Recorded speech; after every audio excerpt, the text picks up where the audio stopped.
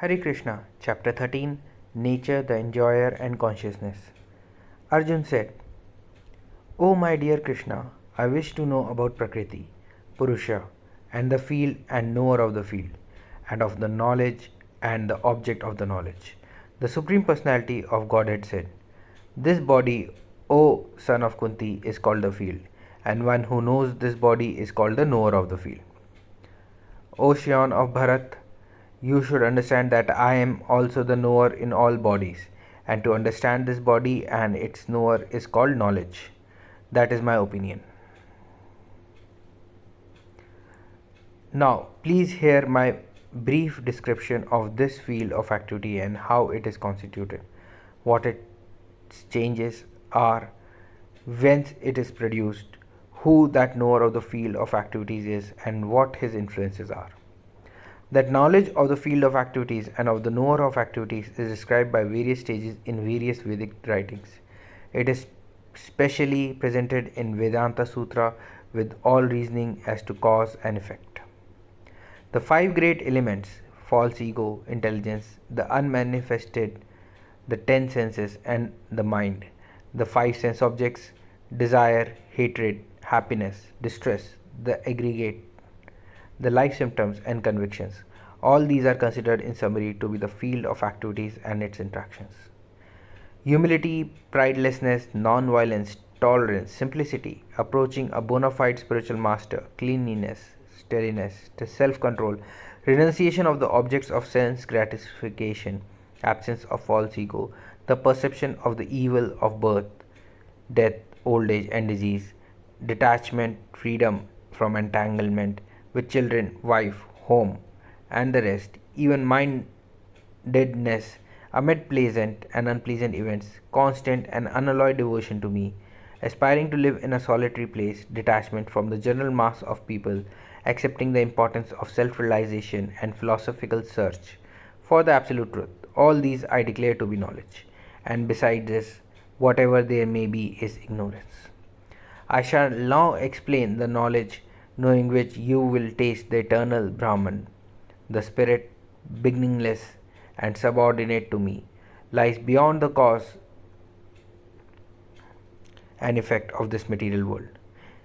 Everywhere are his hands and legs, his eyes, heads and faces, and he has ears everywhere. In this way, the Supersoul exists, pervading everything. The Supersoul is the original source of all senses. Yet he is without senses. He is unattached, although he is the maintainer of all living beings.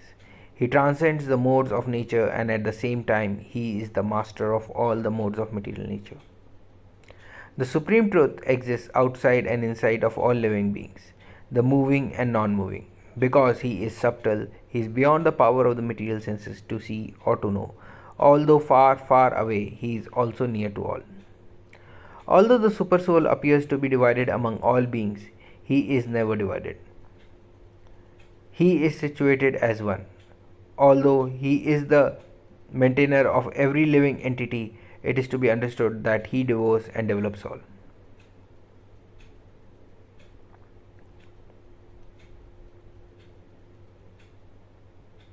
He is the source of light in all luminous objects. He is beyond the darkness of matter and is unmanifested. He is knowledge. He is the object of knowledge, and he is the goal of knowledge. He is situated in everyone's heart. Thus, the field of activities, the body, knowledge, and the knowable have been summarily described by me. Only my devotees can understand this thoroughly and thus attain to my nature. Material nature and the living entity should be understood to be beginningless. Their transformations and the modes of matter are products of material nature. Nature is said to be the cause of all material causes and effects, whereas the living entity is the cause of the various sufferings and enjoyments in this world.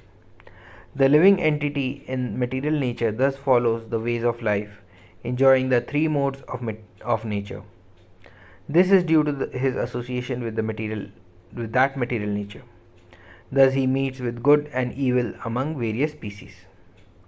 Yet in this body there is another, a transcendental enjoyer, who is the Lord, the supreme proprietor, who exists as the overseer and permitter, and who is known as the Supersoul. One who understands this philosophy concerning material nature, the living entity, and the interaction of the modes of nature is sure to attain liberation.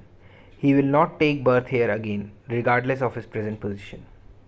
Some perceive the supersoul within themselves through meditation, others through the cultivation of knowledge, and still others through working without fruitive desires. Again, there are those who, although not conversant in spiritual knowledge, begin to worship the Supreme Person upon hearing about him from others. Because of their tendency to hear from authorities, they also transcend the path of birth and death. O chief of the Bharatas, know that whatever you see in existence, both the moving and the non moving, is only a combination of the field of activities and the knower of the field.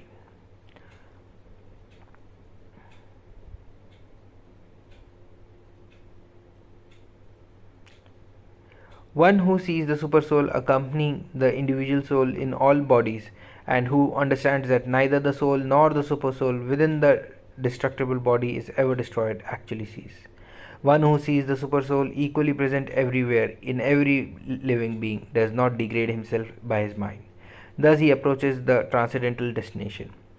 One who can see that all activities are performed by the body, which is created of material nature, and sees that the self does nothing, actually sees.